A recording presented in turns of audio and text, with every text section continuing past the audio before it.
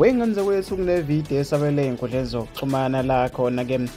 kusale kumambombo endaweni yasemacubeni enanda eThekwini KwaZulu-Natal lapha amaphoyisa ophiko lwe-NIU ethele khona kothulini abalisa abayisithupha ke bebefunwa ngamacala ke ahlukahlukene okubalwa ke ukubamba inkonzo izimoto zemali ukuduna ke izimoto nokubulala. Kulesi sigameko kuboshwe abalisa ababili nowesifazane oyedwa batholakala nezibhamu ababhekise ngazo ke kwingalo yomthetho kanti ke kuzwakala noma ke kuvela indaba zokuthi bangu-6 ke abantu abadlulile kulesi sigameko ke wenganza kuzafisa ukuthi izuvo lwakho nombono wakho uthi wena ucabangani ngalolu daba njengoba ivideo yakhona isabalele ey'nkundleni zokuxhumana la khona amaphoyisa esishiyeke kumambobombobo endaweni ekade bekuyona-ke kugcwele idamu legazi wenganza ukuthi into yakhona ithanda ukuthi-ke ibe isihluku iy'thombe zakhona ingakho singeke sikwazi ukuyiphosta-ke kuyona-ke le channel kodwa uma uthi uyafisa ukuthi mhlawumbe sikubonise lezi iy'thombe zakhona singakwazi ukukusendela lapha nambeni yethu-ke ka-WhatsApp esitholakala